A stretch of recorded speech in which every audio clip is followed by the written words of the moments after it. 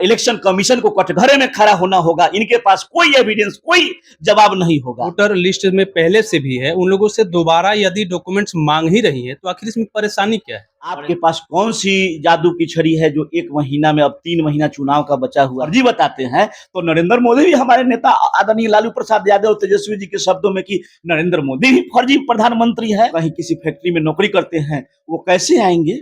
उनके साथ बहुत बड़ा साजिश है। चुनाव आयोग के द्वारा वोटर लिस्ट में संशोधन करने का जैसे ही निर्णय आता है, वैसे ही बिहार की राजनीतिक गलियारों में चर्चा तेज हो जाती है। यह कहीं सोची समझी साजिश तो नहीं है, कहीं आम जनता को परेशान करने का एक नया हथकंडा तो नहीं है। इसी विषय पर बात करने के लिए हमारे साथ इस वक्त मौजूद हैं परसा विधानसभा क्षेत्र के आरजेडी के सीट से संभावित प्रत्याशी कमलेश राय जी। इनसे बात करेंगे और जानने का प्रयास करेंगे कि आखिर क्या क्या कमियां हैं जिसके कारण से नेता प्रतिपक्ष तेजस्वी यादव 9 जुलाई को चक्का जाम करने का योजना बनाया है। सबसे पहले आपका हमारे चैनल में स्वागत है। आपका भी स्वागत है। अच्छा, 9 जुलाई को आप लोग चक्का जाम करने के पक्ष में है, क्यों? देखिए, आप मीडिया बंधु को पहले धन्यवाद देना चाहेंगे कि आपके माध्यम से 9 तारीख को मैं महागठबंधन के तमाम पदाधिकारी और क्रांतिकारी साथियों का आह्वान करता हूं, सादर आमंत्रित करता हूं कि आप लोग अपने अपने क्षेत्र में बिहार बंदी का जो हमारे नेता प्रतिपक्ष आदरणीय तेजस्वी यादव जी, राहुल गांधी जी एवं महागठबंधन के शीर्ष नेतृत्व के सभी नेताओं का जो आदेश है, उसका आप लोग अक्षरशः पालन करते हुए पहली बार बिहार में मतदाता बंधु अपने हक और अधिकार की लड़ाई लड़ने के लिए, उनका जो वोट देना 18 वर्ष होने के साथ ही बाबा साहब के द्वारा दिया गया संविधान का जो संवैधानिक अधिकार है, वह आपको छीनने का प्रयास किया जा रहा है नरेंद्र मोदी और चुनाव आयोग के द्वारा। इसलिए उस दिन हम लोग पूरे बिहार को संपूर्ण बंद का आह्वान किए हैं। अच्छा, चुनाव आयोग वैसे ही जो वोटर लिस्ट में पहले से भी है, उन लोगों से दोबारा यदि डॉक्यूमेंट्स मांग ही रही है तो आखिर इसमें परेशानी क्या है? परेशानियां बहुत है। पिछला बार 2003 में जब मतदाता पुनरीक्षण किया गया था तो कम से कम 1.5 वर्ष का समय लगा था। 1.5 वर्ष का। आपके पास कौन सी जादू की छड़ी है जो 1 महीना में, अब 3 महीना चुनाव का बचा हुआ है और आप 3 महीना में चुनावे है और 1 महीना में आप ये कर लेंगे? कैसे कर लेंगे? जबकि दलित, पिछड़े, शोषित, वंचित, अकलियत समाज के लोग जो अप्रवासी बिहार में मजदूरी करने के लिए, जो लेबर क्लास के हैं, जो मध्यम क्लास के लोग हैं, जो कहीं किसी फैक्ट्री में नौकरी करते हैं, वो कैसे आएंगे? उनके साथ बहुत बड़ा साजिश है। और सबसे बड़ा साजिश है कि जिस वोटर कार्ड के आधार पर 2024 में नरेंद्र मोदी प्रधानमंत्री बनने का काम करते हैं और देश की जनता पूरे संसद को देश में चुनने का काम करती हैं, उनको जब आप फर्जी बताते हैं तो नरेंद्र मोदी भी, हमारे नेता आदरणीय लालू प्रसाद यादव तेजस्वी जी के शब्दों में कि नरेंद्र मोदी भी फर्जी प्रधानमंत्री है, तो नरेंद्र मोदी को भी इस्तीफा दे देना चाहिए, पूरे देश के संसद को इस्तीफा दे देना चाहिए। जब वोट देने का अधिकार जिसको है वो फर्जी है। आप जिस इलेक्शन कमीशन का जो मेरा आधार मेरा पहचान उस पर लिखा जाता है, जो आधार नंबर ही एक माने पक्का पहचान है आपका भारतीय होने का, मतदाता पहचान है, ड्राइवरी लाइसेंस है, ये सबको आप नहीं मानते हैं, पैन कार्ड को नहीं मानते हैं, तो जनाब आप कहते हैं कि आप अपने बाप दादा का जन्म प्रमाण पत्र लाइए, तो ये बैक डोर से एनआरसी लागू करना चाहते हैं। अच्छा। पहले मुस्लिमों को इसका डर दिखाया जाता था, आज हिंदू भाइयों लोग भी, सबकी बारी आती है तो आज सबसे मांगा जा रहा है। यानी कि आपका कहना है कि यह सीधा सीधा एनआरसी का छोटा प्रारूप है? बिल्कुल, इसमें कहीं कोई शक नहीं है। महाराष्ट्र चुनाव से ले लीजिए, चुनाव आयोग पर प्रश्न चिन्ह लगा हुआ है। 40 लाख फर्जी मतदाता बढ़ा करके चुनाव आयोग पिछले दरवाजे से नरेंद्र मोदी और अमित शाह के इशारे पर बीजेपी का सरकार बनाने में सफल प्रयोग रहा। बिहार में अब वोटर को घटा करके 8 लाख टारगेट है इनको वोट को घटाने का।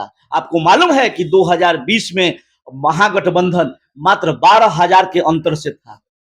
एनडीए, जिसमें जदयू, भाजपा और रामविलास पासवान की पार्टी, उपेंद्र कुशवाहा की पार्टी, तमाम विरोधी जो हम लोगों के दल हैं, पूरे सूबे बिहार में मात्र 12,000 का अंतर जो फर्जरी करके वोट में, मतपत्रों में गलत तरीका से काउंटिंग करा करके पोस्टल बैलेट पेपर को पहले काउंटिंग किया जाता है, हम खुद काउंटिंग में थे, तो उसको रात में सबसे बाद में गिना गया और उसमें धांधली करके अमनौर से सुनील राय को हराने का काम किया गया। ऐसे ही शक्ति सिंह यादव को हराने का काम किया गया।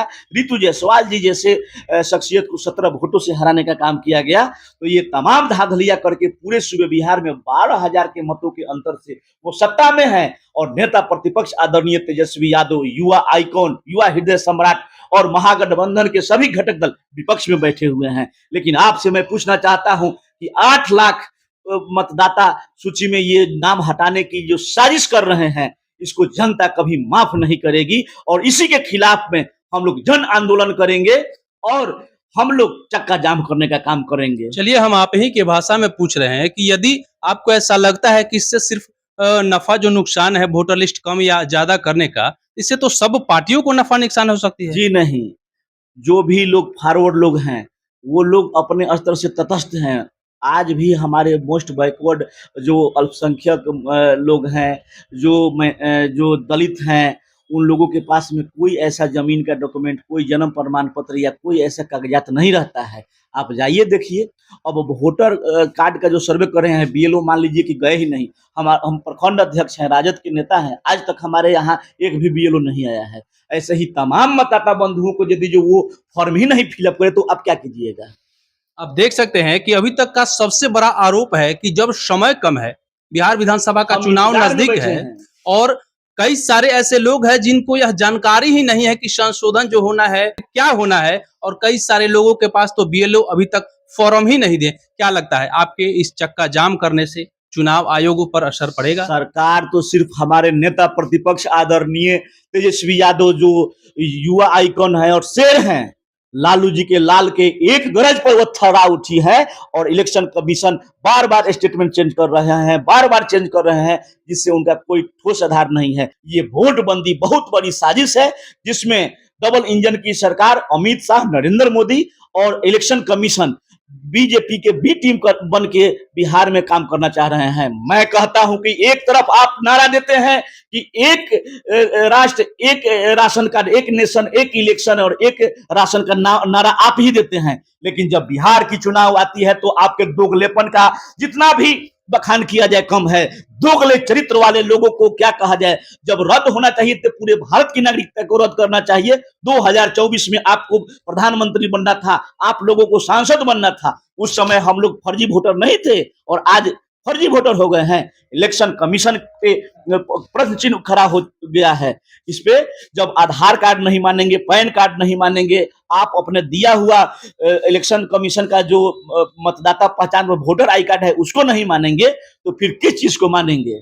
इसमें कहीं ना कहीं बहुत बड़ा षड्यंत्र है और इस षड्यंत्र का एक ही मात्र लक्ष्य है, बिहार में तेजस्वी जी की बढ़ती लोकप्रियता और जनाधार से विपक्षी घबरा गया है और इलेक्शन कमीशन से मिलकर के साजिश करके बिहार के गद्दी को हासिल करना चाहता है, चोर दरवाजा से, धोखाधड़ी से, चीटिंग करके। इसलिए बिहार की जनता नोटबंदी को तो किसी तरह सहा, लेकिन वोटबंदी को बर्दाश्त नहीं किया जाएगा। ईंट से ईंट बजा कर रख दिया जाएगा। अच्छा, सुप्रीम कोर्ट में जो है इसके खिलाफ याचिका भी दायर की गई है, क्या लगता है सुप्रीम कोर्ट?